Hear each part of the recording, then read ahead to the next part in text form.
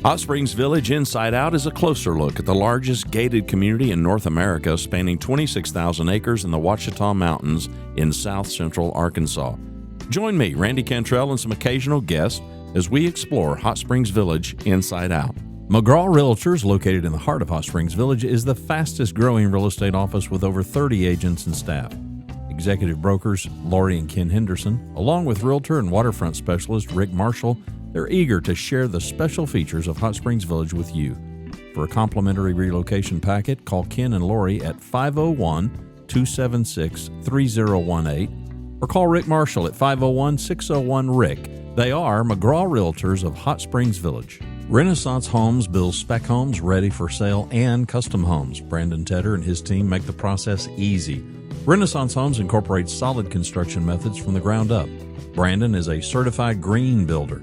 With a fixed price approach, detailed spec sheet, you'll know upfront how much it will cost. Every job has a dedicated project manager and an in-house design expert. From permitting to landscaping, Renaissance Homes is the preferred builder, headquartered right here inside Hot Springs Village. We're here with Hot Springs Village Fire Department Fire Chief Jeremy Simmons. And Jeremy, let's talk about winter. Thankfully, it hasn't hit yet. It will. It's really late, but as we're recording this, this is the week before Thanksgiving, so it's that time of year. Let's just talk about some safety stuff, especially some things that can plague us in the winter months when it starts getting cold. Okay, and let's start off with smoke alarms, and that's a big push that we do. We call it Alarm the Village. But we want to talk about smoke alarms. As we tell everyone, smoke alarms save lives, but they have to be working. So we really push everyone to check your smoke alarms, test them monthly, change the batteries in them at least twice a year. Smoke alarms have a life of 10 years. A lot of people don't realize that. So we can come out, we can inspect your home with you, look at those smoke alarms, make recommendations. A big percentage of our calls is going out and doing home inspections for the village and reviewing their smoke alarms with them, making sure they have ones that are working. So that is something that we do, a big program that we push. But talking about winter, big things, fireplaces, right? So we always recommend having your fireplace inspected before you fire it up the year, make sure nothing built a nest in it, have that thing cleaned. Your gas fireplaces, make sure you have a CO detector close by on that. Everyone always asks about, what about space heaters? Space heaters. Now, a lot of your space heaters have the tip over protection. They're cool to the touch. The big thing that we talk about is make sure they're plugged into the wall. Make sure you don't have a power strip ran with your space heater plugged into the power strip. You always see that picture of the power strip burned up because the space heater was running off of that. We don't have a lot of issues with that here in the village, but we do see some people using extension cords or power strips for those space heaters. And people are going to be firing up their fire pits. So talk to us a little bit about fire pits and how that process even works here inside the village. Yeah, so we always want to enjoy a nice little fire pit, recreational fire. Here's the thing, so you can have those. We have a permit for those. You can call the fire station. We come out and inspect that fire pit with you. We give you the rules and regulations, very simple rules. We don't want you to burn in a burn ban. We're getting some nice rain today, but we did have a dry spell. All the foliage on the ground. If you don't have a screen over that, real windy day, you can end up causing a wildland fire. The biggest thing that we have to talk about fire pits is this time of the year, people want to clean their yard up and try to burn all the yard debris in their fire pit. They're for recreational fires only, not to clean your yard.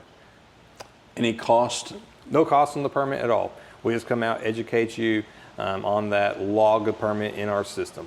Okay, so they can do that. They just make a phone call and then they set it up for you guys to come out. Yes, sir. We'll come out and inspect that. So alternative heating in case you lose your power. Some people have not had their fireplace cleaned. They don't think about it unless things happen. All of a sudden we want to build a fire. They might not have firewood around. We don't want to burn boxes or paper, anything. Just burn wood in that and make sure your fireplace is clean. So you want to do preventative maintenance on that, do early cleaning on your gas logs, make sure those things are working. If something's not burning clean, go ahead and contact that gas company to come out. You don't want to take the Mr. Buddy shop propane heater and put it in your house to try to stay warm. You have people that will do anything to stay warm. Sure. Kerosene heaters and things like that. So yeah, you want to make sure that you have your fireplace. If you do have that fireplace, you're going to use that for some alternative heating. Make sure it's clean. Make sure everything's good to go. I explained to people that aren't that familiar with the village yet that there's no natural gas in here, but there is propane. And there are a number of people in here that have really nice cooktops, really high-end cooktops that operate off of propane. People have asked, is there propane heat in here, and what are the fire considerations when you've got big propane tanks outside the house? Because a lot of people, they've not experienced that before. Right, so they're used to natural gas in some of the cities. So the difference, is there any? For us, when we go out, if we see that there's, we'll either have the gas tanks on side of the house, or there'll be the gas tank buried in the ground. And all we do, we shut off those utilities the same as you would shut off the utilities on a natural gas. Yeah. Also a thing that shocks people when they come here, all of our residential areas have underground electrical utilities. Some places have overhead electrical. Everything here is underground. So, if we have a fire at a house, we are, in our initial assessment, we are shutting off utilities and shutting off those propanes. Yeah, I had a conversation just a couple of weeks ago about the fire hydrants, because in one of my videos, I'm walking and they noticed these fire hydrants. And I don't know, it's just funny what people think who haven't visited here yet. And I guess they were thinking that it was more rural, more remote than it is. They were surprised at the number and I'm like, well, yeah, every neighborhood's got. So talk a little bit just about the fire hydrants and to give people some idea who may have not yet visited the village. Yeah, so our water system, we have approximately 1,600 fire hydrants here. We're finishing that up right now. We just did a big touch of all of our hydrants. We've been out flowing them, maintenance to them, painting them. We're still lacking a little bit on our painting. Like I said, painting 1,600. Yeah, we have a lot. Right, so we had a lot of them that were different colors that you can see, but as you notice, they all have gone back to a bright, shiny red. And that's what we're working on, getting all those taken care of. But for the most part, we have a hydrant within 600 feet of a home. Now, we have a few a little bit longer. All of our trucks carry 1,000 foot of supply line, so we can easily we had someone call the other day, I spoke somewhere and said that, he goes, I think mine's further. So we measured, we had one 500 feet and one 800 feet. He goes, man, I would have lost that bet. But yeah, so we have a lot of hydrants here in the village. Yeah. All right. I appreciate it. Absolutely. Anything we didn't discuss that we need to discuss as people prepare for cold weather? What we always say, make sure you're burning nice, dry firewood. Some people will, get a big piece of pine and put in there to start that fire, get that fire going too hot.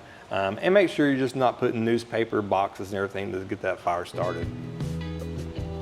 Thanks for watching Hot Springs Village Inside Out.